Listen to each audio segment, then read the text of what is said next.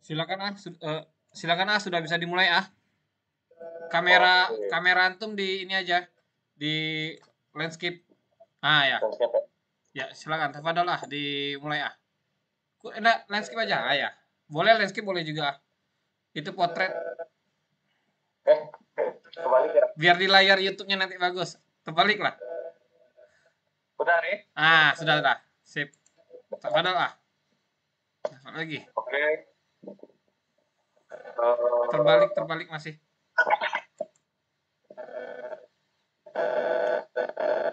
Nah, Dilebarin. iya, iya, betul. Udah, siap. Tafadhol lah. Oke, Bismillahirrahmanirrahim. Assalamualaikum warahmatullahi wabarakatuh.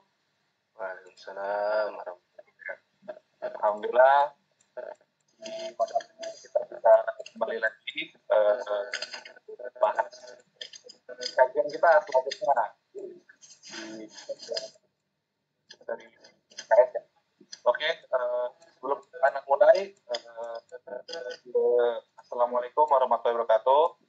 Innal hamdalillah nahmaduhu wa nasta'inuhu wa natubu ilaih wa na'udzu billahi min shururi anfusina wa min sayyiati a'malina. May yahdihillahu fa huwa mudilla wa may yudlil fama tadillu wa huda. Asyhadu an la ilaha illallah wa asyhadu anna Muhammadan rasulullah la nabiyya wa la rasula ba'da. Oke, jelas suaranya ya. Enggak ada kerasa-kerasa bunyi. Kayak ada storing gitu ah. Mungkin ada HP antum juga hidup atau gimana? Kayak suara storing gitu ah. Story enggak? Storing dari mana ya tuh? Kayaknya bukan angkat. Anda juga dengar soalnya. Oh gitu. Tapi siapa kira? Oke, untuk peserta Zoom lainnya, alangkah baiknya sebelum kita mulai, harap dimatikan dulu mic-nya. Oke, di mute ya. Nah, mantap tuh, Oke, mantap. Oke, mari kita lanjutkan ya. Puji syukur kehadiran Allah Subhanahu wa taala yang mana berkat rahmat, hidayah serta karunia-Nya alhamdulillah kita bisa berkumpul dalam kajian malam ini ya. Salawat beriringan salam semoga tercurah kepada baginda Nabi besar kita ya, intinya Nabi besar Muhammad sallallahu alaihi wasallam. Allahumma sholli ala sayyidina Muhammad wa ala ali sayyidina Muhammad. Baik, Bapak-bapak, Ibu dan Ibu-ibu semuanya, izinkan Anas sini sebagai MC memberitahu insya Allah pada kajian kali ini yang akan dibahas kali ini adalah bab tentang marah. Nah, sebelum kita lanjut ke pembahasan dari Sahriansyah, alangkah baiknya sebelum kita buka dulu dengan bersama-sama baca Bismillahirrahmanirrahim, dan agar lebih berkahnya lagi kita akan membaca Al-Quran dulu yang kali ini akan dibacakan oleh akhi kita, Aksidik. Kepada Aksidik dipersilahkan. Bismillahirrahmanirrahim. Assalamualaikum warahmatullahi wabarakatuh. أعوذ بالله من الشيطان الرجيم. بسم الله الرحمن الرحيم.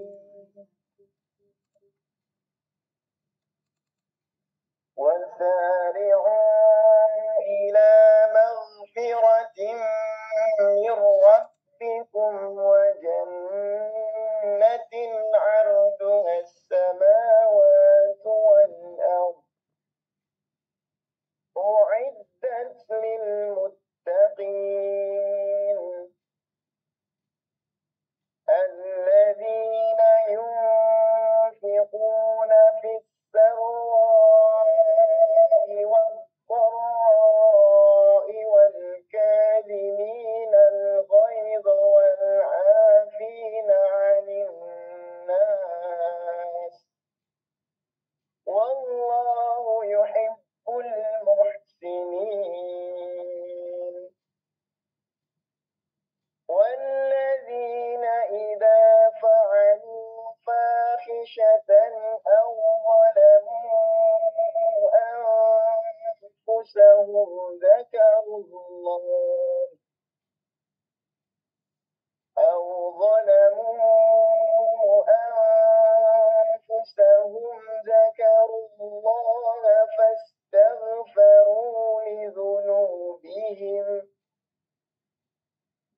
ومن يغفر الذنوب إلا الله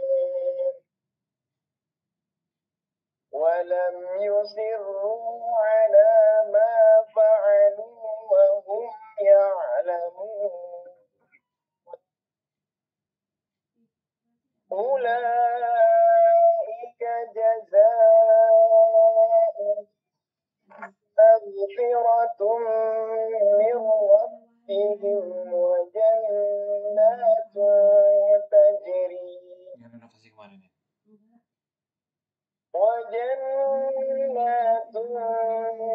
تجري من تحتها الأنهار خالدين فيها ونعم أجر العاملين صدق الله العظيم. Assalamualaikum warahmatullahi wabarakatuh. Waalaikumsalam warahmatullahi wabarakatuh. Terima kasih kepada Sidik yang telah membacakan ayat al-suci Al-Quran. Semoga dengan dibacakannya ayat al-suci Al-Quran tadi semakin menambah berkahnya kajian kita pada malam hari ini. Oke. Tadi kebetulan gimana itu pas banget ya yang dibaca oleh Sidik itu salah satunya Ali Imran ayat 134. Ya, ya. Jadi itu tuh bercerita tentang orang yang menahan amarahnya. Oke, jadi Allah menyukai orang-orang yang berbuat kebaikan menahan amarahnya. Dan juga di dalam salah satu hadis juga dikatakan orang yang kuat itu bukanlah muslim yang kuat itu bukanlah muslim yang menang dalam perkelahian atau gulat, tetapi adalah muslim yang bisa mengendalikan amarahnya. Nah, ini kan konteksnya banyak nih. Nah, mungkin nanti setelah mengikuti kajian dari Ustadz Hariansyah ini kita mungkin bisa lebih tahu ya bagaimana sih sebenarnya marah dalam Islam itu, bagaimana kita mengontrolnya. Mungkin ada amarah yang boleh atau mungkin nanti ada amarah yang tidak boleh. Nah, nanti kita tunggu aja ya setelah ini. Langsung aja ya, saya persilahkan kepada Asy-Syaikh Al-Mukarram kita, Ustadz Hariansyah LCMED. Kepada Ustadz Hariansyah saya persilahkan. Bismillahirrahmanirrahim. Assalamualaikum warahmatullahi wabarakatuh. Assalamualaikum warahmatullahi wabarakatuh. Alhamdulillahirabbil alamin alladzi khalaqal laila wan nahara khilfatan liman arada an yadhakkara aw arada syukura. Asyhadu an la ilaha illallah wahdahu la syarika lah wa asyhadu anna Muhammadan abduhu wa rasuluh. Wa asyhadu annahu qad ballagha risalah wa adda al-amanah wa nasaha al-ummah wa jahada fi sabilillahi haqqa jihadihi hatta atahu yaqin. Salawatullahi wa salamuhu alaihi wa ala alihi wa sahbihi wa man tabi'ahu bi ihsan ila yaumiddin. Yang saya hormati seluruh pengurus DPW PKS Provinsi Jambi, Ustazah Anti Yosefa, Ustadz Iskandar Purnama, serta para ustadz dan ustazah yang lainnya. Yang saya hormati seluruh pengurus DPD PKS Kota Jambi, DPC PKS Kota Jambi, dan seluruh pengurus DPRT. Dan tak lupa ada salah satu pengurus dari Sungai Penuh. Kami ucapkan selamat bergabung. Semoga bisa mengikuti kajian kita. Tak lupa seluruh pengurus, seluruh simpatisan, dan rekan-rekan sekalian yang alhamdulillah Allah takdirkan hadir pada hari ini untuk mengikuti kajian bersama, saling mengingatkan sama kita tentang kehidupan dunia ini. Alhamdulillah, segala puji bagi Allah Subhanahu wa Ta'ala yang telah memberikan kita begitu banyak kenikmatan. Yang nikmat itu hendaknya kita syukuri dan kita gunakan dengan sebaik-baiknya. Karena hadirin yang berbahagia, Allah Subhanahu wa Ta'ala telah mengingatkan pada kita semua di dalam Al-Quran, wa may yashkur fa inna ma yashkuru li nafsihi. Barang siapa yang bersyukur pada Allah, maka sejatinya syukur itu akan kembali pada dirinya. Apa saja bentuk kembali pada diri kita? Yang pertama, hidup kita tenang. Hidup kita akan bahagia, kita nggak terlalu mikirin orang lain beli ini, beli itu, kita nggak kepikiran. Karena kita bisa mencintai apa yang kita miliki. Karena tidak selamanya, rekan-rekan sekalian, kita bisa memiliki apa yang kita inginkan, tapi kita bisa mencintai apa yang sudah kita miliki. Yang kedua, ketika kita bersyukur pada Allah Subhanahu wa Ta'ala, kita akan timbul optimisme dalam hidup kita. Dan yang ketiga, Allah akan tambah rezeki kita, yang itu akan menjadikan pahala kebaikan di dunia serta Allah berikan pahala kelak di hari kiamat nanti. Dan ironisnya sedikit dari manusia yang bisa bersyukur pada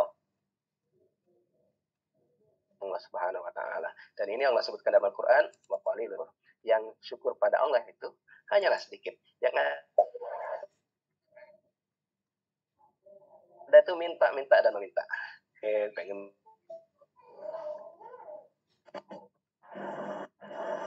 ini dan itu. Sementara justru seringkali tidak banyak dipakai. Contoh saja ibu-ibu sekalian, cobalah buka lemari. Paling hanya 20 sampai 30% tuh baju-baju yang numpuk, baju-baju yang digantung di hanger itu yang dipakai. Kadang-kadang begitu udah buka itu pasti kadang-kadang ngomong, aduh nggak ada baju gitu. Padahal baju tuh sudah banyak. Kalau nggak percaya tanya Mas Iqbal kan. Begitu juga terkadang gitu kan, perabotan di rumah misalnya kan. Ada panci, ada rice cooker, oh semangat kalau pas beli kan. Tapi begitu dipakai, begitu sudah terbeli, terkadang hanya 30-40%. Gelas-gelas, piring-piring itu hanya numpuk di lemari, nunggu tamu datang yang entah kapan tamu itu akan datang berkunjung. Oleh karena itu rekan-rekan sekalian, kembali ke semula, mari kita bersyukur pada Allah Subhanahu wa taala atas segala nikmatnya dengan cara kita syukuri dengan lisan kita yakini dengan di hati kita bahwa itu semua dari Allah Subhanahu wa taala dan kita gunakan untuk kebaikan dan ibadah padanya. Karena nikmat sejati adalah nikmat yang Allah berikan kepada seorang hamba yang mendekatkan yang itu menyebabkan ia semakin dekat pada penciptanya. Semoga Allah meridai kita semua, memberikan kita keturunan yang soleh dan solehah, serta memasukkan kita ke dalam surganya tanpa mampir ke nerakanya. Amin. Allahumma amin. Salawat ring salam semoga tetap tercurahkan pada junjungan kita Nabi besar Muhammad Sallallahu Alaihi Wasallam yang syafaatnya kita nantikan di hari kiamat nanti. Bapak Ibu dan rekan-rekan sekalian, di materi kemarin tentang penyakit hati ada dua bab kecil yang terlewatkan. Yang pertama adalah seseorang yang berbicara pada zat dan sifat Allah Subhanahu wa taala, berpikir pada hal-hal yang di luar kemampuan dia. Dan inilah yang disukai oleh setan, hingga Imam Ibnu Jauzi dalam kitab Talbisu Iblis mengatakan, pertama kali yang diperintahkan dan disuruh oleh setan kepada manusia agar terjauh dari Allah Subhanahu wa taala adalah mereka menyuruh manusia berpikir tentang siapa Allah, wujud Allah seperti apa, sifatnya seperti apa, di manakah dia. Jadi ada sebagian orang merasa ketika dia sudah membahas tentang asma dan sifat Allah Subhanahu wa taala merasa pintar, yang akhirnya karena ketiadaan ilmunya, sementara dia sibuk dengan hal-hal itu, hingga akhirnya justru itu yang menyebabkan dia semakin jauh dari Allah Subhanahu wa taala. Ini pernah terjadi di IAIN Sunan Gunung Jati. Di seorang mahasiswa di Fakultas Tafsir Hadis kalau nggak salah, beliau pernah di satu dialog hingga akhirnya di forum besar dia mengatakan, pada hari ini saya putuskan untuk murtad. Karena saya ketika melihat orang bermaksiat pada Allah, tidak mau beriman padanya, saya tidak bisa menahan dia untuk masuk neraka. Dan ketika aku ngelihat orang-orang yang ibadah, saya nggak bisa mengantarkan mereka, mendorong mereka masuk surga. Oleh karena itu, daripada saya pusing mikirin itu, mending saya murtad. Ini pernah terjadi. Jadi rekan-rekan sekalian, ketika kita sudah berpikir gitu, seperti zaman kita kecil dulu, kita kadang mikir gitu kan, kursi ada yang nyiptain, meja ada yang nyiptain, ada yang bikin gitu. Siapa yang nyipta alam semesta diciptain oleh Allah? Siapa yang nyiptain Allah? Jika itu sudah ada terlintas dalam benak kita, kata Nabi SAW, katakanlah, qul amantu billah wa rasulih. Katakan, aku beriman pada Allah dan Rasulnya. Udah kelar. Karena di dunia ini, Bapak Ibu sekalian, yang terlihat pun seringkali kita nggak bisa mikirin, apalagi yang tidak terlihat. Dan Nabi SAW memberikan tips pada kita semua, yaitu tafakkaru fil khalqi, wala tafakkaru fil khaliq. Berpikirlah tentang ciptaan Allah Subhanahu wa taala dan jangan sekali-sekali kalian berpikir tentang penciptanya tersebut. Dan yang terakhir untuk bab penyakit lisan adalah berkata kesalahan saat berbicara. Ini seringkali kita temukan Ada orang-orang yang berbicara dalam kesehariannya, justru terkadang itu menyerempet ke ranah syariat. Contoh nih, ada yang bilang itu, demi Allah dan Rasul. Demi Allah, demi Rasul. Itu kan termasuk syirik kecil itu. Karena menyamakan Allah dan Rasul. Atau menjadikan Rasul sebagai sumpah. Ada juga yang mengatakan, obat ini nyembuhin saya. Padahal kan kita tahu bersama bahwa obat itu yang menyembuhkan itu hanya Allah Subhanahu wa Ta'ala dan bukan obat tersebut, gitu kan. Jadi ini rekan-rekan sekalian yang berbahagia, jangan sampai kita tersalahkan, gitu ya. Dan yang sering kali di masyarakat kita, sebagian masyarakat itu sering mengolok-olok atau menggunakan kalimat binatang.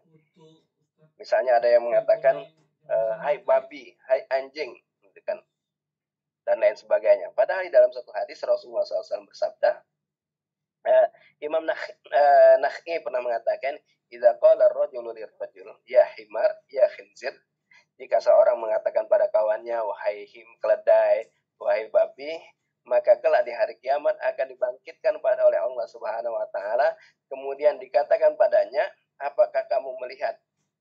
Allah berfirman pada orang tersebut, apakah kamu melihat aku menciptakannya jadi keledai?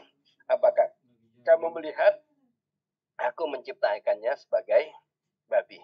Begitu juga rekan-rekan sekalian yang berbahagia, ketika kita menuduh orang lain atau kita mengatakan sesuatu yang tidak benar pada orang lain, maka kata Nabi SAW, hal itu akan kembali pada dirinya. Jadi kalau misalnya benar, dia nggak masalah, tapi kalau dia nggak benar, maka itu kelak akan dikembalikan pada dirinya. Sebagaimana ada seseorang misalnya mengatakan pada kawannya, hei munafik. Maka kalau seandainya orang itu munafik, maka dia tidak kena balasan apa-apa. Tapi kalau seandainya ternyata orang tersebut adalah seorang mukmin sejati, maka perkataan munafik itu, gelar munafik itu akan kembali kepada dirinya. Ini rekan-rekan sekalian, materi kemarin yang belum sempat terbahas karena waktu kita sudah selesai. Dan hari ini kita akan membahas tentang marah. Marah itu, kata Imam Ibnul Jauzi, marah adalah percikan dari bara api neraka, yang kemudian dihilangkan sifat membakarnya, tapi sifat panasnya masih ada. Yang itu kemudian dimasukkan ke dalam hati manusia, hingga kondisi marah itu, bara tadi itu bagaikan api dalam sekam. Bagaikan api dalam sekam. Yang satu saat akan terbuka, jika ada penyulutnya maka dia akan kembali membara. Dan di antara penyulutnya adalah kesombongan pada diri manusia yang semakin membakar dan mengobarkan hal tersebut. Dan para ulama yang lain mengatakan bahwa manusia itu ketika dia marah mengambil keringatnya setan. Karena setan disebutkan di dalam Al-Quran, khalaqtani min narin wa khalaqtahu min tin. Ya Allah, sesungguhnya aku itu lebih mulia daripada Nabi Adam. Engkau ciptakan aku dari api dan engkau ciptakan mereka, dia, dari tanah. Nah, ini kesalahan yang fatal yang diambil oleh iblis, karena iblis itu hidupnya nggak hidup di zaman sekarang nih. Kalau seandainya iblis hidup di zaman sekarang, niscaya dia tidak akan sombong ya. Karena dengan duit 1.000 rupiah tuh kita bisa beli api. Sementara tanah itu kan dari tahun ke tahun semakin meninggi. Dan dari situlah rekan-rekan sekalian kita temukan tuh sifat manusia itu hendaknya jauh dari sifat api. Karena manusia diciptakan dari tanah, hendaknya manusia itu tawadu. Manusia itu hendaknya tenang. Manusia itu bukan merusak, tapi menumbuhkan. Karena sifat api itu kan rapuh dia. Gampang bergerak, gampang berkobar, gampang panik. Tan api itu, apapun yang masuk ke dalam dirinya, akan menyebabkan kematian dan kebinasaan. Api itu tidak bisa menyimpan. Api itu senantiasa berkobar dan merasakan panas. Beda dengan tanah. Tanah itu menyejukkan. Tanah itu rendah hati. tanah itu ke semua yang ditancapkan di situ selagi ada nyawanya dia akan hidup. Tanah itu akan menyimpan dan memberikan kehidupan serta kebaikan pada manusia. Itulah sifat tanah yang hendaknya ada pada diri manusia. Namun rekan-rekan sekalian yang berbahagia, ketika marah sudah mulai ada pada diri manusia, jiwa keringat setan itu sudah mulai berkobar dari diri manusia, manusia terkadang melupakan hal tersebut. Dan dari kemarahan itulah menyebabkan manusia itu menjadi iri, dengki, dan hasad. Itu semua adalah akibat dari marah. Dan bisa kita temukan bahwa Rasulullah SAW mencela sifat marah tersebut.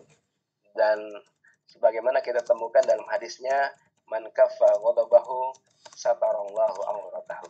Barang siapa yang bisa menjaga kemarahannya, maka Allah akan tutupi auratnya. Allah akan tutupi aibnya.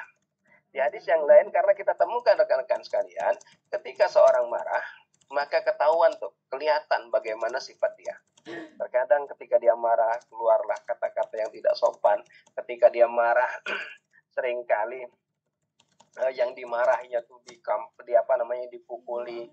Jika dia marah dan orang itu nggak bisa dia kejar, maka dia akan merobek bajunya atau menyakiti dirinya dengan cara memukul dan menendang sesuatu.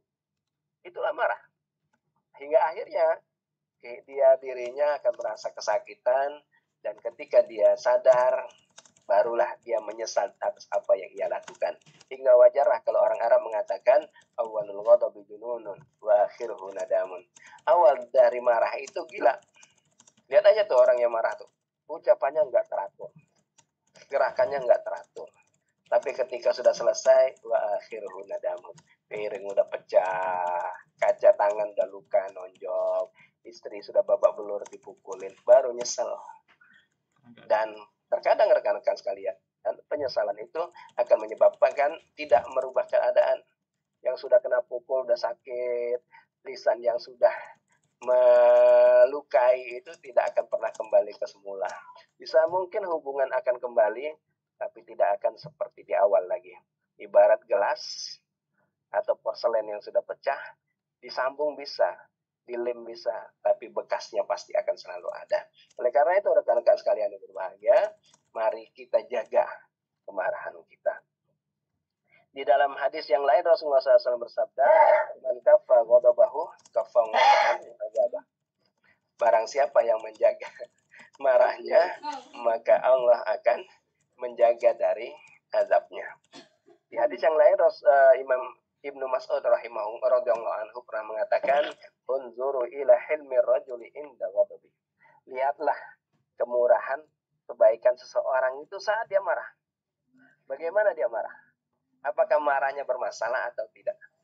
Dan seperti yang disampaikan oleh MC kita di awal, jazakallah khairan MC kita, bahwa MC mengatakan orang yang baik, orang yang kuat itu bukan yang kuat saat dia gak adu gulat, tapi orang yang kuat adalah saat bisa menjaga dirinya ketika dia marah.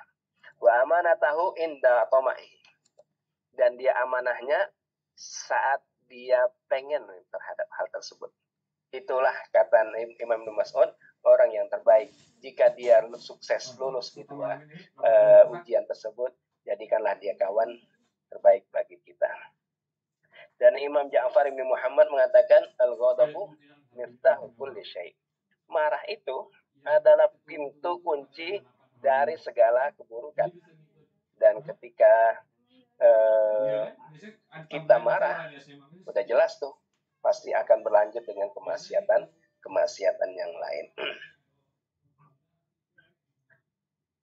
Rasulullah di hadis yang lain Rasulullah SAW bersabda, ketika ditanya oleh seseorang, madza yub'iduni min azabillahi azza wajal, apa yang menyebabkan aku terjauhkan dari murkanya Allah Subhanahu wa taala. Rasulullah SAW bersabda, la taghdab, janganlah kalian marah. Baik, ini rekan-rekan sekalian, marah. Di dalam satu riwayat Zulkarnain, jadi mohon maaf Bapak Ibu sekalian, Zulkarnain ini sampai sekarang sosoknya masih tidak diketahui. Kalau ada yang mengatakan bahwa Zulkarnain itu adalah Alexander the Great, maka pendapat itu salah. Karena Alexander the Great itu atau Iskandaria, Iskandar Agung yang dari Macedonia itu beragama paganis. Sementara Zulkarnain disebutkan dalam Al-Quran sebagai lelaki soleh. Di kitab Minhajul Qasidin ini, penulis buku menuliskan bahwa Zulkarnain itu suatu hari pernah ketemu dengan malaikat. Kemudian Zulkarnain berkata, ajari aku tentang satu ilmu yang akan menambah iman dan yakinku kepada Allah Subhanahu wa taala.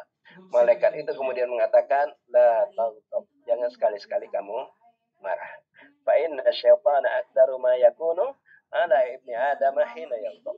Sesungguhnya setan itu paling gampang mengalahkan kamu saat kamu lagi marah. Faraddal ghadab bil kadhim. Tahanlah, tolaklah kemarahan itu dengan menahan amarah. Wasakinhu bitu adah, dan lemahkan, tenangkan dengan kehati-hatian. Wa iyyaka wal ajalah, hati-hati dengan terburu-buru. Fa innaka idza ajilta akhta'ta hatta zakah. Ketika kamu terburu-buru dalam melangkah, terburu-buru dalam bersikap, maka engkau akan salah saat dalam mendapatkan hasilnya.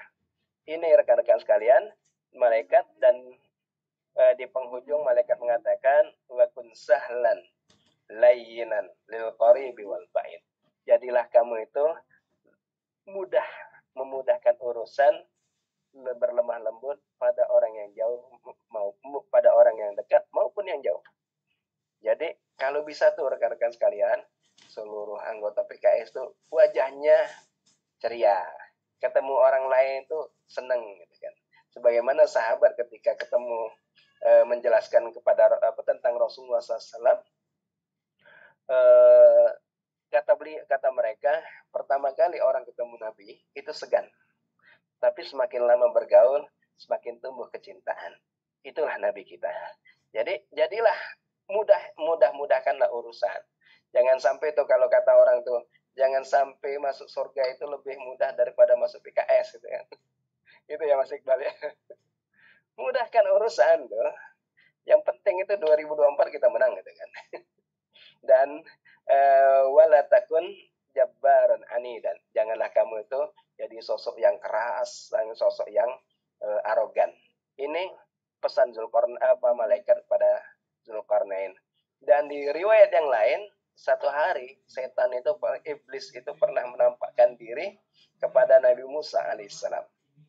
Kemudian iblis berpesan, ya Musa, iyyaka wal hiddah. Wahai Nabi Musa, jauhlah sifat keras. Fa inni al'abu birrajulil hadidi kama yal'amu sibyanu bil qura. Sungguhnya aku itu mudah gampang memainkan hati manusia yang keras, yang lagi marah, sebagaimana anak kecil memainkan bola di tangannya.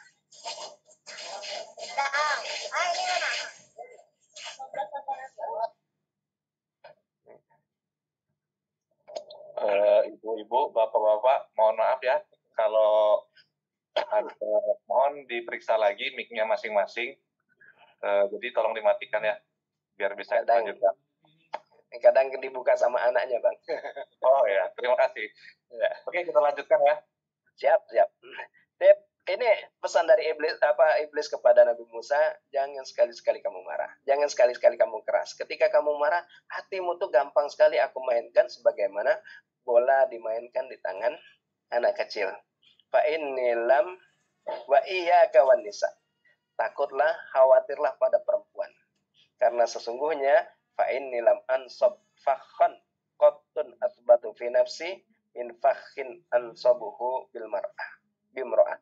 Sungguhnya hati-hatilah dengan perempuan, karena sesungguhnya aku tidak pernah menancapkan perangkap yang lebih kuat, lebih berhasil kepada seseorang dibandingkan dengan perangkap wanita tersebut.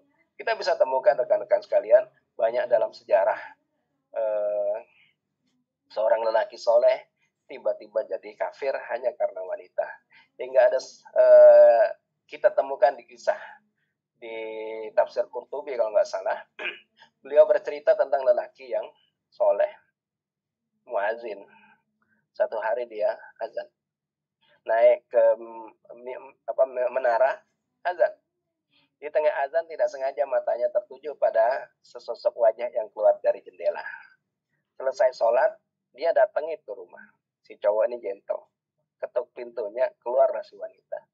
Begitu keluar, si lelaki ini bertanya pada perempuan itu, wahai Adinda, sudah adakah pemilik hatimu? Si wanita mengatakan belum. Sang lelaki kemudian ketika mendengar itu semakinlah bersemangat dia. Dia bertanya kembali pada si wanita, mungkinkah kita menyatukan cinta kita? Kata si wanita itu, tidak. Anda seorang muslim, saya orang Nasrani. Begitu mendengar itu, sang lelaki yang sudah dimabuk cinta, kemudian mengatakan, wahai Adinda, aku siap untuk kafir. Aku siap murtad, memeluk agama Kristen. Murtadlah dia. Pagi hari dia menikah, selesai menikah, dia jalan tuh di balkon rumah mertuanya. Pada saat dia naik itu, terplesetlah ia jatuh dan kepalanya pecah, serta ia meninggal tanpa sempat tidur dengan wanita yang sudah menyebabkan dia murtad pada Allah Subhanahu wa taala. Inilah rekan-rekan fitnah manusia wanita. Begitu juga kita temukan para ulama mengatakan, aku kalau misalnya diuji dengan yang lain, dikasih harta, dikasih jabatan, aman. Tapi kalau misalnya aku ditaruh di satu rumah, satu ruangan bersama seorang wanita, walaupun dia seorang yang hitam, dalam satu hari aku nggak sanggup. Karena fitnahnya luar biasa. Dan Nabi SAW menyebutkan dalam hadisnya, hati-hatilah, janganlah kalian berkhalwat, janganlah kalian berduaan dengan wanita yang bukan mahram, karena yang ketiganya setan. Ini rekan-rekan sekalian, fitnah dari wanita. Dan tidak ada fitnah yang lebih besar daripada fitnah wanita. Dan Bani Israel juga rusak karena seorang wanita. Dan yang terakhir pesan iblis kepada Nabi Musa alaihissalam, wa iyyaka wasyuh, hindari kepelitan. Fa inni ufsidu ala syahihid dunia wal akhirah, karena aku telah menghancurkan dunia dan akhirat bagi seorang yang pelit. Orang yang pelit, Bapak Ibu sekalian, dijauhi dari temannya, dibenci oleh Allah, disukai oleh setan. Pelit itu merupakan warisan dari sifat korun. Orang yang pelit itu, kata para ulama, tidak akan pernah akan mendapatkan ujian, tidak mendapatkan musibah yang tidak pernah Allah timpakan kepada selain orang yang pelit. Yaitu dia sibuk mencari hartanya dinikmati oleh orang lain, sementara dia dimintai pertanggungjawaban oleh Allah Subhanahu wa taala. Begitu juga saat di akhirat, dia akan diminta pertanggungjawaban atas harta yang telah ia kumpulkan. Karena di hadis yang lain Rasulullah SAW bersabda, tidak akan pernah bergerak kaki seorang hamba sampai ditanya tentang 4 hal. Salah satu di antaranya ditanya tentang harta, dari mana dia dapat dan untuk apa dia pergunakan. Begitu juga harta-harta yang ia banggakan, jika tidak dikeluarkan zakat, maka harta itu akan dilelehkan, dibentuk sebagai emas dan perak, kemudian disetrikakan di punggung mereka, di bahu mereka, sampai dikatakan, ini loh yang dulu kamu banggakan, ini loh yang kamu simpan-simpan, sekarang ngerasain atas semua yang kau simpan-simpan dulu. Inilah rekan-rekan sekalian, pesan iblis kepada Nabi Musa alaihissalam. Dan seorang ulama pernah mengatakan, ittaqul ghadab, takutlah kalian pada kemarahan, fa innahu yufsidul imana kama yufsidus subira kama yufsidus sabira bil asal al asal. Karena sesungguhnya kemarahan itu merusak keimanan seorang sebagaimana brotowali merusak madu. Dan wal ghadabu aduun lil akal, dan kemarahan itu adalah musuh dari akal manusia. Ini rekan-rekan sekalian, kemarahan. Apa itu hakikat marah? Marah itu, kata Imam Ibnu Qudamah, Jadi mohon maaf Bapak Ibu sekalian, kitab yang kita bahas hari ini, mungkin bagi yang baru, kitab Mukhtasar Minhajul Qasidin ini adalah ringkasan dari Minhajul Qasidin. Minhajul Qasidin ini merupakan ringkasan dari kitab Ihya Ulumuddin. Masterpiece-nya Imam Ghazali rahimahullah. Jadi ketika Imam Ibnul Jauzi melihat kitab Ihya Ulumuddin itu ada beberapa yang terlalu berlebihan bagi orang awam, maka sama beliau dipangkas, dihilangkan, kemudian jadilah kitab yang namanya Minhajul Qasidin. Dan ketika Minhajul Qasidin itu dirasa bercampur dengan fikih, bercampur dengan hal-hal yang lain, maka sama Imam Ibnu Qudamah diringkas lagi. Bab-bab fikihnya dibuang hingga tinggal pensucian jiwa saja. Jadi Bapak Ibu sekalian, terkadang saya merujuk kitab Minhajul Qasidinnya, kadang saya pakai mukhtasarnya. Jadi kalau saya sebutkan Imam Ibnul Jauzi yang mengatakan, berarti itu dari kitab aslinya Minhajul Qasidin, gitu ya Bapak Ibu sekalian. Nah, hakikat kemarahan itu, kata Imam Ibnu Qudamah, itu adalah menggelegaknya darah di dalam hati manusia karena keinginan untuk membalas. Ketika manusia itu kemarahan manusia itu sudah membakar hati, membakar jiwa seseorang, maka kemarahan itu akan naik, darah itu akan naik hingga sampai ke otaknya.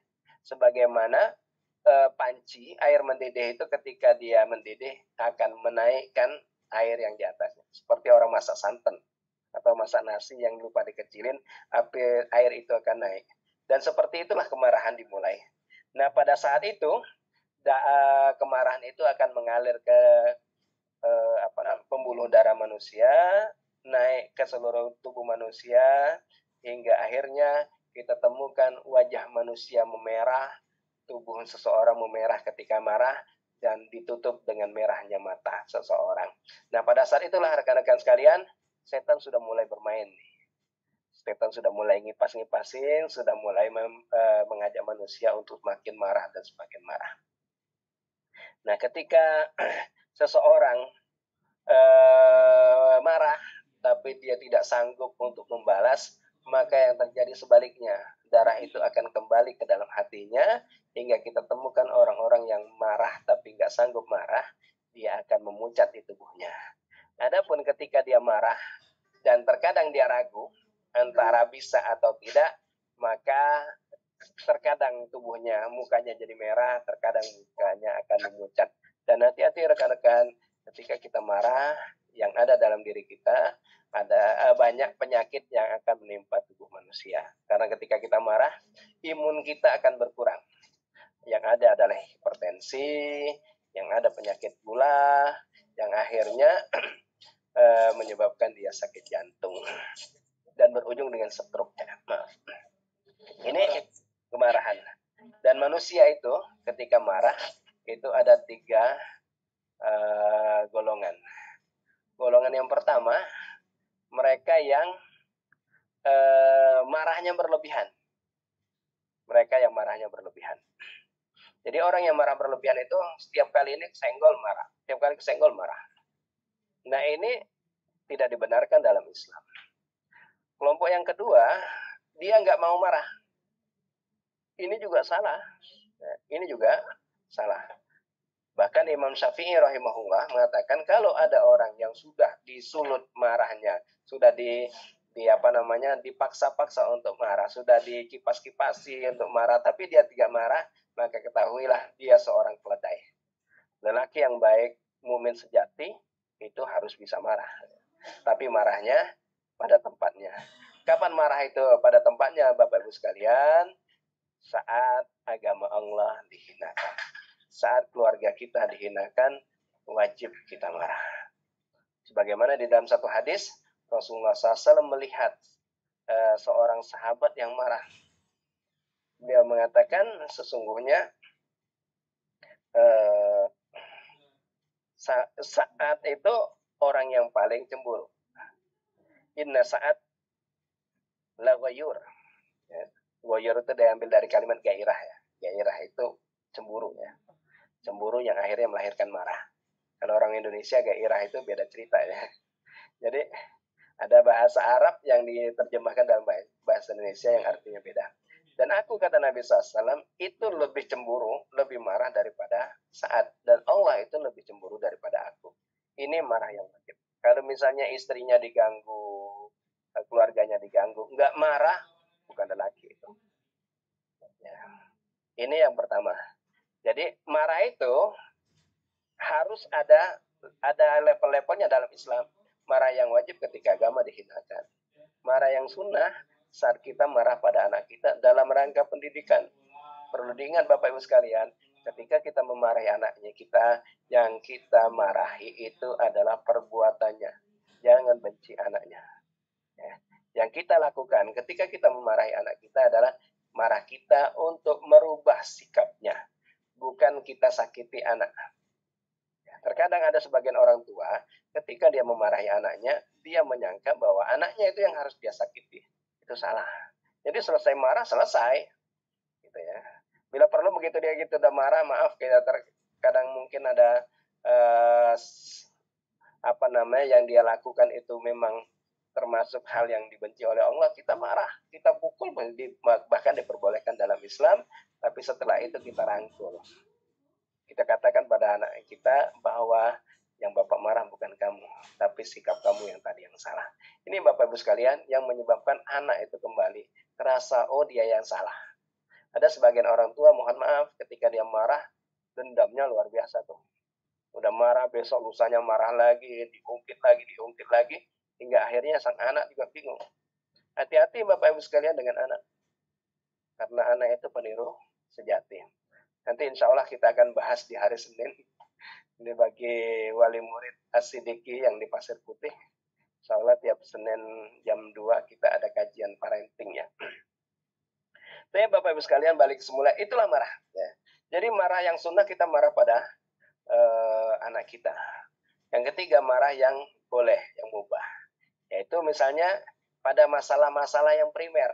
Jadi kalau kata Imam Ibnu Jauzi itu, manusia itu marah itu ada 3 level yang harus marah. Yang pertama marah pada urusan primer.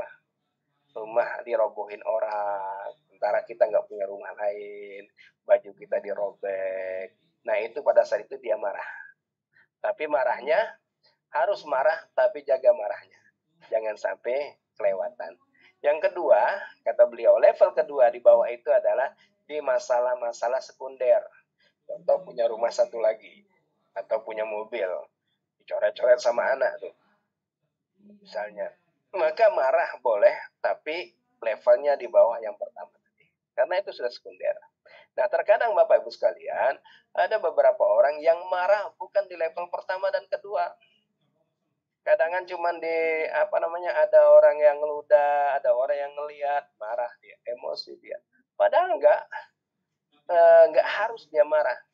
Sebagaimana yang terjadi dengan Umar bin Abdul Aziz. Ada yang riwayat menyebutkan Umar bin Khattab, tapi di riwayat yang lain disebutkan Umar bin Abdul Aziz. Satu malam beliau masuk masjid. Ketendang kaki orang yang lagi tidur.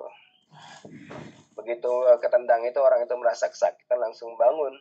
Dan mengatakan, amajnunun anta, apa kamu gila? Pengawalnya nggak terima nih, langsung pegang nih baju orang tersebut. Sama Umar diambil tuh tangannya, udah. Kemudian orang yang ngomong amajnunun anta tuh dibilangin, lah, enggak.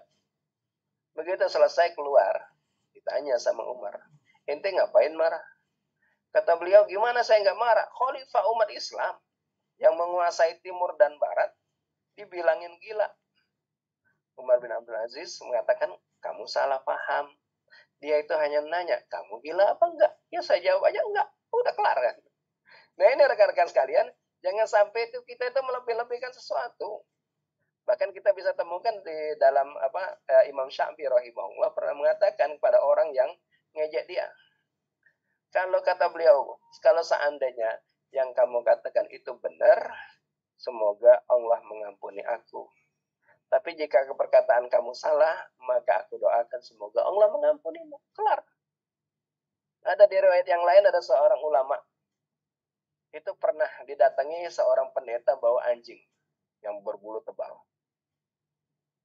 Di hadapannya ulama ini lagi ngisi kajian. Tiba-tiba pendeta itu mengatakan, mana yang hebat? Agama macam apa agama kalian? Istri Nabi kok zina. Harusnya marah nih. Tapi ternyata sang ulama bisa menahan tuh walaupun dia emosi. Dia mengatakan, mana yang lebih nggak masuk akal, yang lebih hina. Seorang yang punya suami dituduh zina, atau seseorang yang nggak punya suami punya anak. Kan levelnya kan lebih tinggi yang nggak punya suami punya anak. Tapi ternyata kitab kami, kitab Al-Quran menyatakan dua-duanya suci. Dua-duanya terbebas dari terbebas dari dosa. Nah, si pendeta itu nggak puas lagi tuh. Kemudian untuk memancing kemarahan sang ustadz tadi, sang kiai, dia mengatakan, mana yang mulia? Ekor anjing saya apa jenggot kamu? Kalau Mas Kumam dibilangin kayak gitu, langsung aja suruh muridnya pegang, gebukin gitu kan. Tapi ternyata sang ulama dengan tersetunya mengatakan, kalau seandainya jenggot ini masuk neraka, maka jenggot ini pasti lebih hina dibanding ekor anjingmu. Tapi kalau seandainya jenggot ini masuk surga, maka dia belum tentu lebih hina dibanding ekor binatang kamu. Nah, begitu mendengar itu, sang pendeta malu dan kemudian pergi. Seperti itulah rekan-rekan, kurang lebih tuh mensikapi kemarahan. Dan ini rekan-rekan sekalian, baru mukaddimah dari dari marah. Dan seseorang sebagai penutup bahwa ketika seseorang sudah marah, maka hatinya akan terbutakan, tangannya juga perilakunya juga tidak teratur, lisannya juga akan bermasalah, hingga akhirnya otaknya juga akan beku. Karena ketika naik darah kemarahan itu ke otaknya, dia akan membutakan pikiran, menutup dan mengunci rasionalisasi otak manusia, hingga akhirnya dia melakukan hal-hal yang tidak diinginkan Allah Subhanahu wa taala, dan hingga akhirnya dia akan malu di dunia, dan kemudian bisa jadi dia membunuh orang yang dia marahkan, hingga akhirnya dia mendapatkan murka dan akhirat. Ini rekan-rekan sekalian yang berbahagia, dan insya Allah di pekan depan kita akan membahas sebab-sebab yang bisa menyebabkan seseorang marah, dan apa saja sih penangkal atau obat dari semua itu. Semoga Allah Subhanahu wa taala meridhai kita dan menjadikan duduk kita depan HP kita, depan laptop kita sebagai pahala yang akan membanggakan kita kelak di hari kiamat nanti. Saya kembalikan ke MC kita, silakan Bang Obat. Alhamdulillah, terima kasih kepada Aceh itu ada yang untuk report. Kenapa? Aceh itu dah. Macam-macam. Apa? Sorry. Nampaknya bukan ngomong ke MC itu tadi. Oh gitu. Oke, Afwan ya. Mari kita lanjutkan aja ya. Alhamdulillah, terima kasih kepada Pak Aryaska atas penjelasannya. Nah, jadi ini untuk Bapak dan Ibu semuanya, jika ada pertanyaan, dipersilahkan satu-satu. Ini kayaknya sudah ada di chat yang bertanya satu orang. Assalamualaikum Ustadz, izin bertanya, bagaimana kalau teman kita selalu menzalimi kita, mempermalukan kita di depan orang ramai? Apa kita harus diam dan tersenyum? Apakah kalau kita selalu menjauhkan diri darinya atau mengacuhkan dia, kita dalam sikap sombong adalah sikap sombong? Mungkin silakan Ustadz langsung dijawab aja lagi menunggu pertanyaan yang lain. Waalaikumsalam warahmatullahi wabarakatuh. Yang ini kudu dipahami ya. Kalau kita ketemu kawan yang toksik gitu ya, yang bikin yang ngeracunin kehidupan kita, jauhin. Itu mah bukan kawan. Ya. Sebetulnya itu yang di pembahasan kita sebelumnya, itu kawan yang pansos ya, panjat medsos, yang pengen menaikkan dirinya sekaligus dengan cara menjauhkan orang lain. Jadi ini rekan-rekan sekalian, Jadi kalau ada kawan-kawan kayak gitu jauhi, ya, jauhin. Kalau udah kira-kira berlebihan, sekali-sekali dibalas. Karena ada hadis, walaupun hadis ini dhaif, hadisnya bersikap sombong pada orang yang sombong, sekali-sekali membalas pada orang yang melakukan kezaliman, itu sedekah, itu pahala. Karena orang sombong itu, kenapa dia sombong? Karena nggak ada yang nyombongin dia. Nggak ada yang nyombongin dia.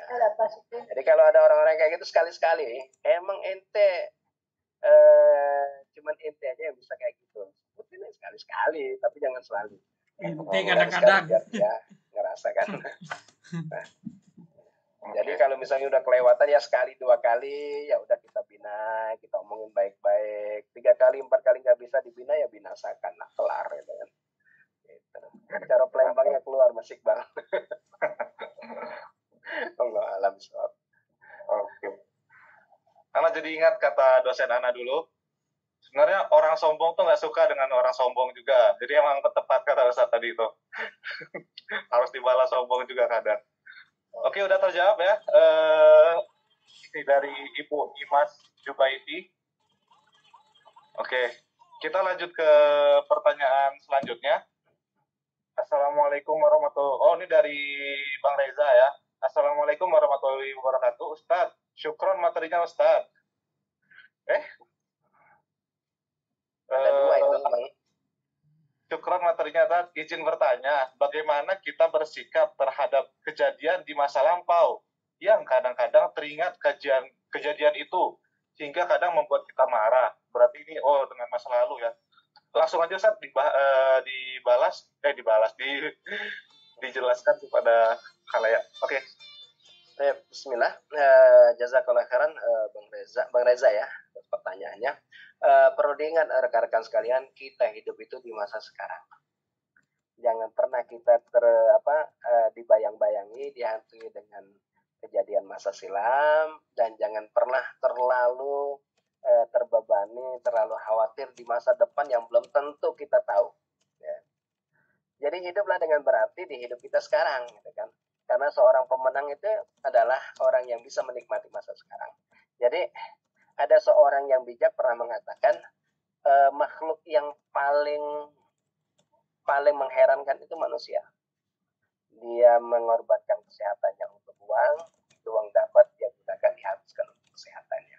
Dan dia hidup seolah-olah hidup selamanya, dan dia mati seolah-olah tidak pernah merasakan hidup. Karena memang ya gimana ya, hingga ada yang lain mengatakan pemenang sejati itu adalah mereka yang tidak peduli dengan masa lalunya. Masa lalu milik masa lalu. Kalau kata Guru Owe itu kan, yesterday is history, tomorrow is a mystery, and now is a gift. Masa lalu itu ada cerita masa lalu. Masa depan adalah misteri, nggak usah kita khawatiri. Dan sekarang ini adalah anugerah.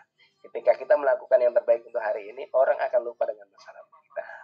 Dan itu rahasianya, kenapa kaca spion lebih kecil daripada kaca depan. Agar kita itu senantiasa melihat ke depan. Kaca spion itu hanya sekali-sekali kita lirik. Ya, Bang Ray ya, lagi nyopir nih. Jadi karena masa lalu itu seperti spion kita, yang sekali-sekali kita lirik untuk kita, agar kita tidak mengulang masa lalu kita, tapi untuk menyesali hal tersebut. Hanya sekedar ngaca, masa lalu kita kayak gini, kelar. Gak usah diingat-ingat lagi. Karena sebagian orang, mohon maaf, terbayang-bayang dengan masa lalunya, dihantui oleh bayang-bayang sebelumnya hingga dia takut untuk melangkah. Padahal orang pemenang sejati adalah mereka yang senantiasa belajar dari masa lalunya untuk menggapai masa depannya. Allah alam bisawab.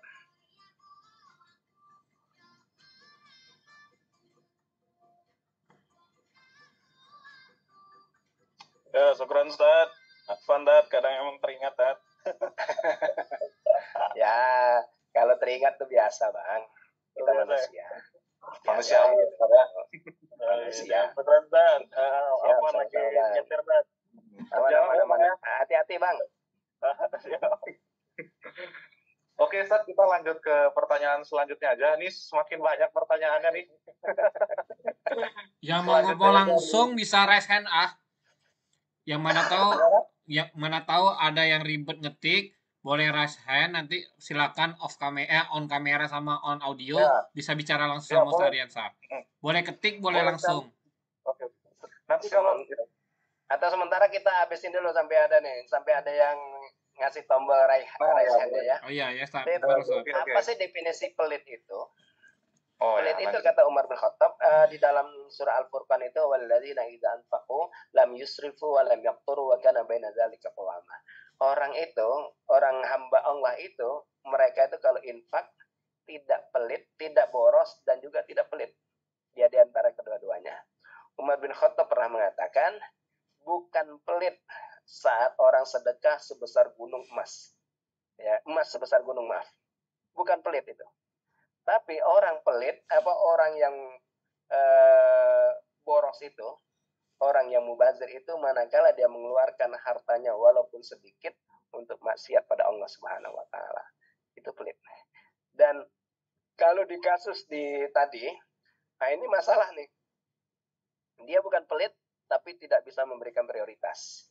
Ya. Jadi kalau misalnya dia dermawan di masjid, dermawan di pesantren, tapi tetangga sekitarnya itu tidak dia perhatikan, itu bukan orang mukmin. Ya, bukan orang mukmin. Karena hadisnya menyebutkan man kana yu'minu billahi wal yaumil akhir falyuhsin ila jarihi. Barang siapa yang beriman pada Allah dan hari akhir, hendaknya dia berbuat baik pada tetangga.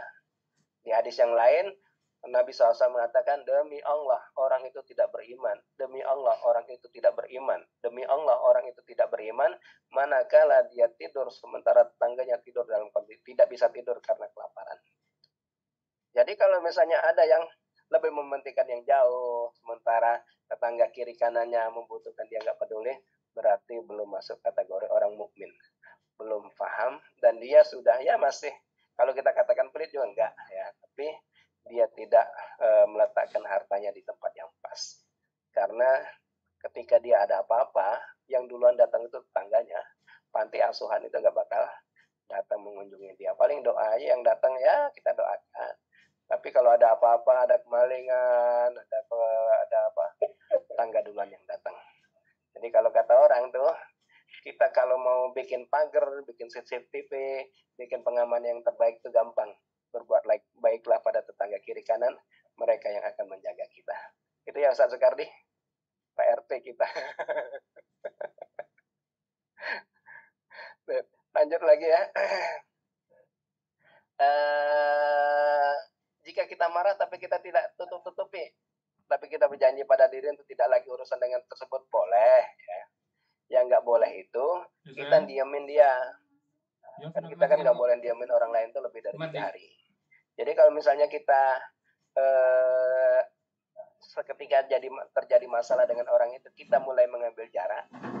Kalau ketemu ya say hello, ngobrol-ngobrol sekilas habis itu kabur, udah nggak masalah tuh, udah selesai tuh apa kewajiban kita terhadap seorang mukmin. Tapi kalau untuk kembali ngobrol bercerita, itu sudah tidak seperti dulu lagi, itu nggak masalah. Itu tidak termasuk memutus silaturahim. Itu hanya sekedar merenggangkan ukhuwah. Ya kalau kata orang sih memang 1000 kawan itu terasa dikit, 1 musuh itu terasa banyak. Tapi ya kalau misalnya dia jadi toksik buat kita, hidup kita bermasalah, hati kita jadi kadang goyang karena ucapan dia, kenapa kita tidak ambil jarak dengan itu. Oh, semua orang boleh kita kenal, tapi tidak semua orang jadi kawan karib kita. Itu kecemburuan itu, ya, jadi berawal dari perselingkuhan. Coba ini perannya sebagai apa? Yang selanjutnya menahan amarah, ini di Aprik Ucok. Nah ini mohon maaf, pertanyaannya itu materi kita pekan depan. Jadi mohon maaf, pekan depan datanglah lagi di kajian kita. Mulai dari mana yo? Gitu. Silakan Bang, lanjut lagi Bang. Oke, lanjut. Apakah ada pertanyaan lainnya? Silakan, boleh langsung buka mic aja kalau mau bertanya. Oh, ada lagi nih, Sat. Dari Ibu Denia Frina. Oke, apa nih pertanyaannya? Assalamualaikum Ustadz. Katanya sebagai seorang istri kita tidak boleh berkata kasar atau marah kepada suami. Bagaimana kalau ia melakukan kesalahan? Pastilah rasa marah kita muncul. Jadi bagaimana batasan seorang istri itu supaya tidak dikatakan berkata kasar, melawan dalam tanda kutip kepada suami. Oke, saat ini menarik mungkin. Oke. Sebetulnya dulu pernah kita bahas ya ini hal ini. Ketika kita dengan pasangan hidup ya, saya harus ingatkan kembali, ketika kita bersama pasangan hidup, kita marah-marah, kita emosi, kita akhirnya berantem, gak keluar, ya. Siapapun yang jadi pemenang, semua kalah. Ya. Suami yang menang, pintu kamar ditutup. Istrinya yang menang, duit belanja jadi seret, gitu kan? Gak jadi masalah, jadi nggak kelar tuh. Ya, Pak. Siapapun yang menang pasti akan kalah. Yang dilakukan adalah ketika terjadi masalah dalam rumah tangga, bersifatlah secara proporsional. Kalau bisa dikecilin, jangan yang kecil digede-gedein. Terkadang mohon maaf, sepatu suami yang lupa naruh anduk di atas kasur, jadilah ribut gitu misalnya kan. Padahal itu memang di mana-mana ya. Sebagian nih, mayoritas suami nih, rata-rata tuh, mohon maaf ibu-ibu sekalian, naruh sepatu sembarangan, naruh kunci sembarangan, ya. Ketika dicari kebingungan. Nah itu semua suami itu, hampir semua. Kecuali yang dirahmati Allah. Itu yang tidak melakukan hal tersebut. Jadi, hal-hal seperti itu, kadang dinasihati, jangan pakai kalimat yang bernada marah. Mohon maaf Bapak Ibu sekalian, laki-laki itu seringkali kalau sudah disentil hal itu, egonya yang keluar. Merasa dia laki-laki, masa dimarahin istri kan. Yang ada adalah gimana caranya ketika Bapak Ibu marah itu sebetulnya akan terjadi jauh tuh hati. Caranya adalah gunakan kalimat saya, bukan kamu. Misalnya suami itu malas sholat gitu kan, sibuk pegang HP saja. Waktu sholat sudah ini dibilangin azan, ke masjid gak mau, malah sholatnya ditunda-tunda. Yang ngomongnya jangan, mas, malas banget sih kamu ini. Tahu gak sholat itu wajib? Kafir lo gak sholat. Nah itu bakal jadi marah tuh. Tapi bahasanya Bapak Ibu sekalian, ibu-ibu khususnya, kalau lagi seperti itu ngomongnya pakai bahasa saya. Mas, kalau saya jadi mas, ya lebih baik ke masjid. Toh juga Mobile Legend itu nggak bakal masukin ke dalam surga. Tapi sholat ada harapan kita masuk surga. Kan enak. Pakai bahasanya saya. Mas, kalau saya tuh habis mandi, handuknya disampirin ke sini. Kan kalau kita tidur ditaruh di kasur lembab, nggak ketahuan saya nggak tahu kalau itu Mas Danaro itu lembab tuh jadi bau, toh kita juga ya jadi nyaman, kan lebih enak bahasanya daripada dimarahin. Mas, udah dibilangin berkali-kali naruh anduk itu jangan di kasur. Oh udah kelar tuh. Dan repotnya Bapak Ibu sekalian, wanita itu beda dengan laki-laki. Wanita itu sediam-diamnya wanita itu 14 sampai 25.000 kata kalau nggak salah per hari. Sementara laki-laki secerewet-cerewetnya laki-laki itu 7 sampai 9.000. Makanya kalau lagi ribut kalah tuh laki-laki ngomong. Nah, kalau sudah kalah laki-laki, tangannya yang main, dikaplokin si istri. Nah ini yang jadi masalah. Jadi bahasa itu terkadang Bapak Ibu sekalian, bahasa yang santun itu lebih mengena daripada bahasa yang benar tapi diucapkan dengan suara yang melengking. Allah alam bisawab. Oke, terima kasih Ustadz. Sangat menarik penjelasannya. Gimana Ibu? Terjawab ya, Bu ya? Nah, kau. Ambil baju di lemari. Ada lagi Mas, satu lagi Mas Iqbal. Nyari baju nggak ketemu-temu. Oh ya. Jadi tipsnya Bapak Ibu sekalian, ibu-ibu nih, kalau misalnya nggak pengen diribetin sama suami, nyari ini nyari itu nggak ketemu, letakkan barang itu sejajar dengan matanya. Jadi kalau misalnya baju apa namanya kaos kaki, sarung itu letakkan pas dia buka pintu, pas lurus dengan matanya. Oh, nggak ribet ya. Cuman kalau ibu naruhnya di bawah, mulai itu teriak, Bu, mana celana, mana kaos kaki, dan sebagainya. Begitu juga kalau dia buka kulkas, apa yang disenangi oleh suami, letakkanlah pas dia buka kulkas, kelihatan langsung, aman juga. Kalau nggak pengen tuh baju langsung ditarik, Bu Emi, ketika masih Iqbal mandi itu siapin bajunya, kunci pintu lemarinya, aman tuh. Nggak bakalan jadi gempa bumi tuh lipatannya. Allah alam bisawab. Oke, Pak Ustaz. Selanjutnya apakah ada pertanyaan lagi nih? Oke, buat ibu-ibu dan bapak-bapak yang lain, kalau misalnya ada pertanyaan, silakan aja Pak, langsung aja dibuka mic-nya ya, atau raise hand juga. Oke, apakah ada lagi yang mau ditanyakan kepada Ustadz? Menarik sekali ya pembahasan kita pada malam ini, alhamdulillah. Oke, kita cek dulu. Belum ada. Kembali mengingatkan kalau yang baru, insya Allah link Zoom ini kalau pekan depan tidak dapat, link untuk hari ini masih bisa dipakai untuk pekan depan, insya Allah. Oke. Masih dipakai sampai 6 bulan ke depan. Jadi kalau nggak ada info dari WA, Ini ada lagi ya. klik bell gitu. Ada lagi satu lagi nih Ustaz. Ustaz, syukran Ustaz. Ustaz mau tanya lagi, bagaimana sikap kita menghadapi suami yang mudah tersinggung? Waduh, ini bahasannya banyak suami nih Ustaz. Karena yang pesertanya banyak ibu-ibu kan ya. Ya. Jadi kenapa sih suami itu gampang tersinggung? Ya sebetulnya ini ya, apa namanya? Yang pertama sih bisa jadi, mohon maaf, itu adalah itu imbas dari masa lalunya. Ya. Jadi kalau misalnya ada seorang suami pemarah, gampang tersinggung dan lain sebagainya, itu biasanya imbas dari masa lalu. Ya. Jadi yang pertama itu bisa jadi dia belum bisa berdamai dengan masa lalunya. Jadi mudah tersinggung karena waktu dia kecil suka dikerjain sama dibully sama kawan-kawannya. Itu yang pertama. Yang kedua, bisa jadi emang minimnya pengetahuan terhadap agama. Ya. Jadi semua serba tersinggung, semua mudah di ini dan lain sebagainya.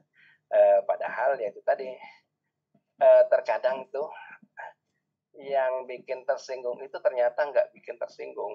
Ya. Jadi untuk orang-orang yang tersinggung ini, Bapak Ibu sekalian, usahakan hindarkan pakai bahasa tulisan. Karena bahasa tulisan itu beda dengan bahasa lisan.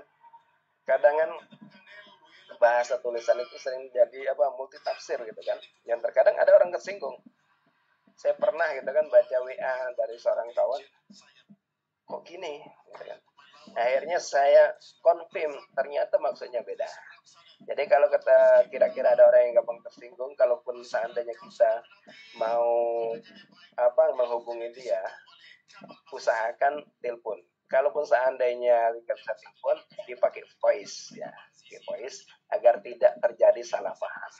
Itu yang kedua. Jadi usahakan itu. Yang ketiga, untuk orang yang gampang tersinggung, ya kita gunakan bahasa, pilihlah kata yang terbaik. Jadi pilihlah kata, sekali-sekali tanyain sama dia, kamu itu kenapa sih gampang tersinggung gitu kan. Tapi bahasanya jangan di waktu dia nyaman. Ya Bapak Ibu sekalian, mohon maaf misalnya di hari libur misalnya, udah mandi, udah sarapan, dan lagi santai, colek, mas itu kok gampang tersinggung sih. Kadang dia nggak ngerasa loh, mohon maaf Bapak Ibu sekalian, ada sebagian orang yang nggak ngerasa kalau dia gampang tersinggung. Enggak Nah kalau enggak ini berarti dia nggak tahu kalau dia tidak tahu gitu. Maka sampaikan, mas kemarin tuh gini. Kadang juga ya mohon maaf Bapak Ibu sekalian, ada beberapa suku di Indonesia yang ngomongnya keras, yang itu dianggap tersinggung gitu kan. Jadi sama kayak saya sama istri saya nih. Saya orang Garut yang not band tuh ngomongnya lembut gitu kan. Sementara kita orang Sumatera yang ngomongnya apa adanya, kadang suaranya keras gitu kan. Nah itu kadang tuh dianggap kok marah, kok ini tersinggung. Padahal bagi kita itu satu hal yang biasa. Jadi pahami, jangan-jangan itu ada subkultur atau kultur yang beda antara pasangan itu. Coba dipahami, coba ambil garis lurus, tarik benang merah untuk menyelesaikan masalah itu. Wallahu a'lam bishawab. Silakan Bang. Oke, syukur Ustaz. Alhamdulillah ya, tadi penjelasannya. Ini apa nih? Kapan ya, gampang lah Bang Handoyo kita ngopi-ngopi. Tapi saya nggak bisa ngopi, mohon maaf. Bisanya apa Ustaz? Air putih aja? Saya mengeteh aja lah. Oh iya. Sambil makan kue di kuenya Pak Bu Lili Arnold deh yang butuh snack silakan hubungi beliau atau Bu Nini Suparni yang membutuhkan snack. Ini kayaknya ada endorsan ini habis ini. Kalau mau makan berat bisa sama Bang Reza tadi ke nasi ciprat. Nasi ciprat yang di depan SD 25 ya? Oh, benar banget. Udah berapa kali kita makan di situ Bang? Waduh, udah ini tuh. Nggak ketemu gitu. Oh, next insya Allah ketemu kan? Nah, kita sering bikin acara di BMT. Ininya konsumsinya dari nasi ciprat. Oke, Bapak Ibu, apakah ada pertanyaan lainnya? Jika memang di luar tema boleh. Informasi dari DPD mungkin ada informasi terbaru dari Ketum, Sekum atau kaderisasi, ada Pak Sukardi juga di sini. Apalagi silakan Ibu Bapak. Tidak apa-apa. Dari DPD apakah ada yang ingin diinformasikan? Karena pekan lalu ini sudah berantai nih, agenda kita full padat banget nih pekan lalu. Nggak tahu nanti pekan ini ada agenda apa yang diinformasikan. Terbaru ada nggak di sini ya, Ketum, Sekum, atau Ketua Kadri? Belum ada, Akbar, dari kaderisasi belum. Belum ada ya Pak Kadri? Dari kaderisasi belum ada. Cuman kalau untuk bulan depan, insya Allah di Telanai ya, mengadakan kajian bulanan untuk Telanai Pura. Tempat akan ditentukan tanggal 4 bulan depan insya Allah. Itu untuk Telanai ya. Untuk yang lain ditunggu infonya. Oke, lanjut. Ada info lagi atau masih boleh nih nanya? Kata Ustadz juga boleh tadi yang tidak berkaitan dengan materi boleh juga tadi. Ini ya tadi ada satu chat. Oh, belum. Kita bahas pusolak merah, Sat. Hah? Kapan? Kita bahas pusolak merah. Pusolak merah udah lewat kan? Udah, bukan pusolak merah, Sat. Oh, pusolak merah. Jadi sebetulnya ya, mohon maaf. Sebetulnya itu sihir itu ada ya. Nah. Sihir itu ada. Sebagaimana kita temukan di sebab turunnya surat Al-Falaq dan An-Nas. Jadi Nabi SAW itu di dalam riwayat, saya lupa nama orang yang nyihir Nabi. Jadi Nabi itu merasakan sesuatu, seolah-olah beliau itu sudah melakukan sesuatu padahal belum. Atau terkadang beliau itu merasa belum melakukan padahal sudah. Hingga kemudian Nabi SAW tidur, di tengah tidur itu beliau melihat dua malaikat mendatanginya. Satu duduk di sebelah kepala, yang satu duduk di sebelah dekat kaki beliau. Nah yang sebelah kepala nanya, ini kenapa orang ini? Kata yang di bagian bawah, dia lagi disihir. Siapa yang nyihirnya? Orang Yahudi, Fulan bin Fulan. Di mana letak sihirnya? Kata beliau, sihirnya itu ada di sumur Bani Fulan. Di dalam, apa ya namanya? Kalau bahasa itunya manggar. Apa Mas Iqbal? Kalau kelapa mau keluar kembang itu kan ada. Nah itu, di dalam itu. Untuk kurma tapi. Nah itu diletakkan di bawah batu. Begitu Nabi SAW terbangun, beliau menyuruh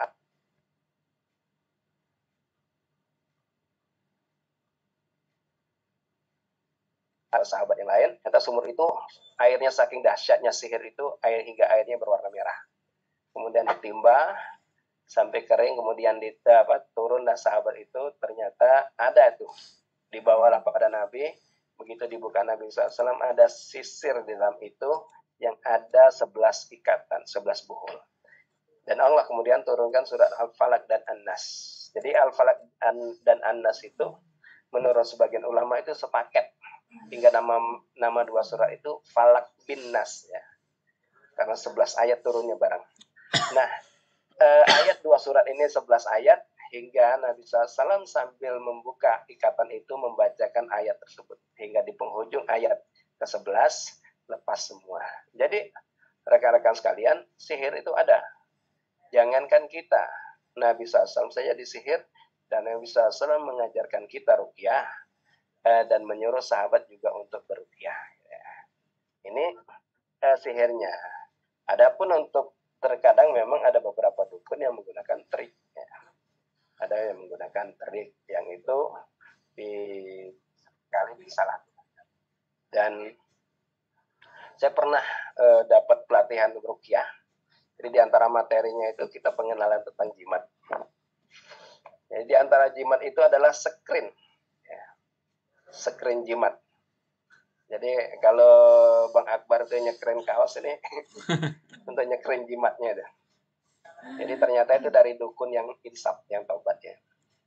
Jadi ketika dia taubat, dia datang tuh ke tim gaib ya, sambil bawa screen itu. Ketika ditanya, mengapa kok Anda jadi dukun? Kata beliau, dulu saya itu usaha, dan usaha saya itu goyang. Hingga akhirnya saya datang ke dukun, sama dukunnya kemudian saya habis banyak, ternyata usahanya nggak ini.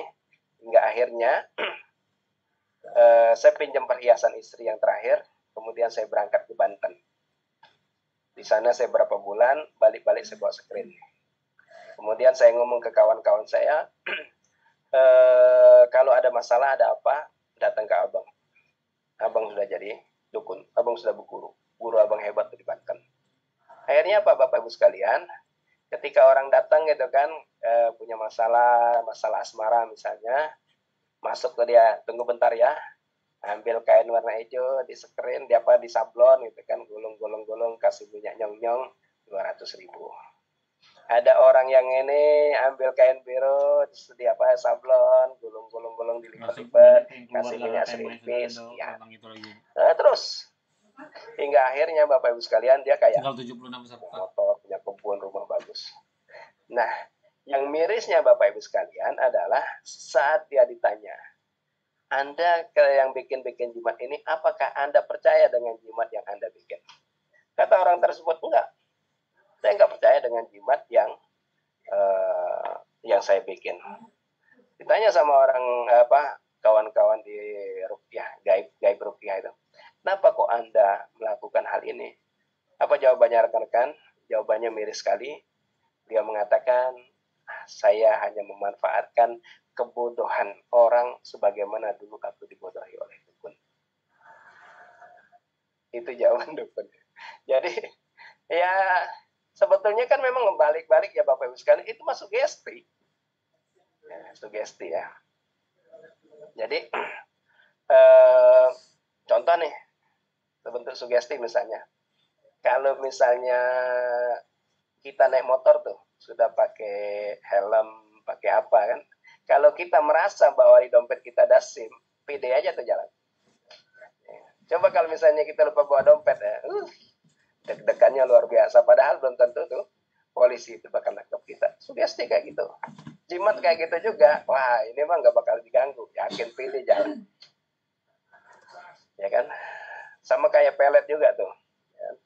Jadi kalau udah pelet tuh pede aja deketin di cewek. Padahal ya cewek itu memang dari dulu juga naksir sama dia gitu kan. Jadi kayak gitu lah. Itu sihir yang dibongkar oleh penyihir merah, pesulap merah. Satu lagi Ustaz. Jadi Afwan. Ini ada kaitan juga dengan perdukunan, dengan hal-hal mistis. Jadi kan booming lagi nih setelah tahun 2017 kemarin ada film Pengabdi Setan. Nah, dan sekarang muncul lagi Pengabdi Setan season 2. Nah, aneh selain nonton itu dari segi filmnya, juga mau ngambil pelajaran juga di sana. Mohon maaf mungkin yang di Jawa-Jawa sana mungkin sudah tahu orang bilang kayak pesugihan atau apa gitu ya, Ustaz. Apakah itu benar ada? Apakah ada kisah-kisah di zaman Rasul hal seperti itu hingga harus adanya tumbal gitu, Ustaz? Apakah pernah kejadian di masa lampau zaman Rasul dulu gitu, Ustaz? Karena kan kayaknya kalau di kalangan di tanah Jawa itu sudah hal yang lumrah, nggak tahu lah kalau di Sumatera ada atau enggak gitu, Ustaz. Gimana Ustaz kira-kira? Pesugihan itu ada ya. Emang di zaman Nabi saya belum pernah temukan itu ya. Zaman Nabi, zaman sahabat belum pernah saya temukan. Tapi di pesugihan banyak. Kalau di Jawa itu ada namanya Gunung Kawi. Ini Mas Iqbal kalau kita sebutin tahu semua nih kayaknya. Gunung Kawi itu kalau orang yang datang ke sana itu dia pertama ketemu kuncen ya gitu kan. Begitu menyatakan akad siap dan tidak mundur selangkah pun, dibawalah kuncen itu ke dalam kawahnya itu. Dia semedi, kemudian datanglah gendruwo dan ini begitu di hari ke-7 sudah nggak ada lagi ini, datanglah seorang wanita cantik yang merupakan jembaan ular. Nah, siap jadi istrinya. Dan pada saat itu maaf, dia bergaul suami istri dengan si cewek tadi. Kemudian si cewek itu berjanji untuk bakal datang ke rumah si cowok itu dengan syarat dia harus menyediakan satu kamar kosong yang tidak boleh dimasuki oleh orang lain. Nah, itu si cewek itu akan datang tuh beberapa kali. Biasanya 3-4 kali setahun dan itu dia akan bawa uang. Itu Gunung Kawi. Ada namanya Gunung Kemukus. Nah, ini sempat heboh ya. Perzinaan itu ada Pangeran Samudra. Pangeran siapa Mas Iqbal? Saya lupa, Pangeran Samudra apa itu nggak salah. Nah, itu dikejar-kejar dia berselingkuh dengan ibu tirinya gitu kan. Hingga akhirnya mereka berdua lari di gunung itu. Kemudian sebelum dia dibunuh oleh pasukan kerajaan, dia mengatakan barang siapa yang melakukan seperti yang aku lakukan di sini, maka aku akan memberikan kekayaan bagi dirinya. Nah, itu kalau yang di Kemukus itu dia zina sama orang lain 7 purnama kalau nggak salah, 3 purnama, ada yang menyebutkan 7 purnama. Jadi itu pesugihan yang kedua. Pesugihan yang ketiga yang seringkali dilakukan oleh orang Indonesia adalah dengan namanya Omah Bubrah ya. Omah Bubrah. Omah Bubrah apa Mas? Pokoknya ada bubrah-bubrahnya. Itu cirinya orang itu kalau yang pesugihan itu rumahnya selalu dibangun. Ada aja renovasi setiap tahun. Nah, itu kadang minta tumbal, kadang nggak minta tumbal. Nah, sisanya itu kadang pakai tumbal. Jadi kalau di Jawa apa di Indonesia secara umum itu memang pesugihan ada dan memang dia meminta tumbal. Kalau misalnya nggak ada tumbal dari dirinya, dari orang lain yang nggak sanggup, maka dirinya atau keluarganya yang bakal jadi tumbal. Dan saya dengar itu ada beberapa travel Palembang Jambi yang loket ya, itu pakai pesugihan. Jadi kalau misalnya ada mobil itu kecelakaan dan nabrak orang mati itu, yang punya seneng itu. Inovanya hancur satu, besoknya jadi 3. Yang nabrak kita. Alam. Jadi pesugihan itu ada ya. Dan seringkali makan tumbal. Gimana caranya kita terhindar tidak jadi tumbal? Baca maksurat pagi sore. Insya Allah itu akan menghindarkan itu. Alam misal. Syukur saat. Itu masih ada pertanyaan tuh, Umam? Flu. Flu itu bukan najis ya. Yang najis itu kalau flu orang lain dilap pakai tangan kita, itu yang najis. Jadi itu tidak najis. Dan ketika kita mau misalnya ngelap ya kita lap, misalnya kita ngantongin tisu atau ngantongin kain atau kita letakkan sebelah, terus kita ngelap, itu kan masih belum membatalkan sholat kita. Jadi kalau kayak lagi flu ya siapin aja dekat kita tisu. Dan kalau seandainya netes di tempat sholat kita, maka itu tidak najis dan tidak membatalkan sholat. sholat. Wallahu a'lam bishawab. Oke, ibu-ibu dan bapak-bapak yang lainnya, apakah ada pertanyaan? Silakan. Atau ada info lagi dari DPD? Cukup nampaknya Bang. Sedikit Ustaz, yang nanya Nah, sedikit. silakan. Atau gini aja, mohon maaf nih. Seperti biasa kita 9:30 udah selesai gitu kan. Cuman saya masih tetap di sini sampai jam 10. Sesinya bebas jadi. Ya. Jadi yang mau ini dulu. Ya. Yang bertanya tadi Mukminin ya? Ya, Pak Mumin kita tutup dulu, jadi kita sesi bebas aja Pak Mumin. Oh, Jadi boleh. biar kawan-kawan yang sudah mau ini nggak segan untuk keluar. Oh ya, silakan. Tutup dengan Anda doa kira nggak? sampai jam 22.30 tadi. Oh, ya enggak itu. Makanya. Ya udah. Baiklah kalau begitu, terima kasih kepada Sahriansyah atas penjelasannya. Mari kita tutup dulu. Sebelum ditutup, doa dulu Ustaz ya. Dipimpin langsung oleh Sahriansyah. Oke, kepada Ustaz Sahriansyah dipersilakan. Bapak Ibu sekalian, mari kita berdoa pada Allah Subhanahu wa taala. Semoga Allah Subhanahu wa taala menguatkan langkah-langkah kita untuk melakukan kebaikan dan bergerak bersama Partai Keadilan Sejahtera, dan semoga Allah Subhanahu wa taala meridhai kita, keluarga kita dan orang-orang yang kita kasihi. Terkhusus bagi yang punya masalah hari ini atau keluarganya, kita doakan semoga masalahnya terselesaikan. Yang belum nikah kita doakan semoga segera dapat jodoh. Yang sudah menikah semoga, ini yang suaranya amin ini belum nikah berarti. Yang sudah menikah belum punya anak, kita doakan semoga punya anak. Yang sudah punya anak jadi anak yang soleh dan soleha. Dan semoga Allah Subhanahu wa taala menjauhkan kita dari neraka, mengampuni segala salah dan khilaf kita, dan masukkan kita semua ke dalam surganya kelak. Amin. Allahumma amin. La hadini wa la kulli niyatin salihatin al-Fatihah. Bismillahirrahmanirrahim. Iyyaka na'budu wa iyyaka nasta'in. Ihdinas siratal mustaqim. Siratal ladzina an'amta 'alaihim ghairil maghdubi 'alaihim waladdallin. Alhamdulillahirabbil alamin. Hamdan na'imin, hamdan syakirin, hamdan yuwafi ni'amahu wa yukafi mazidah. Ya Rabbana lakal hamdu kama yanbaghi li wajhikal karim wa 'azimi sultanik. Allahumma shalli ala sayyidina Muhammad, abdika nabiyyika rasulika nabiyil ummi wa ala alihi wa sahbihi wasallam. Allahumma rabbana la tada' lana fi maqamina hadza dhanban illa ghafartah, wa la hamman illa farajtah, wa la maridan illa shafaitah, wa la daynan illa qadaitah, wa la dhallan illa hadaitah, ولا عيبا إلا سترته ولا حاجة من حوائج الدنيا والآخرة لك فيه رضا إلا يسرته يا رب العالمين. اللهم ربنا إنك تعلم أن هذه القلوب قد اجتمعت على محبتك والتقت على طاعتك وتوحدت على دعوتك وتعاهدت على نصرة شريعتك، فوثق اللهم رابطتها وأدم ودها واهدها سبلها واملأها بنورك الذي لا يخفو، واشرح صدورها فضل الإيمان بك وجميل التوكل عليك، وأيها بمعرفتك ومدها على الشهادة في سبيلك، إنك نعم المولى ونعم النصير. اللهم احفظ ولاة أمورنا واحفظ رؤاسنا يا رب العالمين. اللهم ارزق هذا الحزب فتحا مباركا في 2024 يا الله يا رحمن يا رب يا رب. اللهم اجعل خير أمرنا آخره وخير أعمالنا خواتمه وخير أيامنا يوم نلقاك فيه يا رب العالمين. اللهم اكفنا بحلالك من حرمك واغنى فضلك عمن سواك.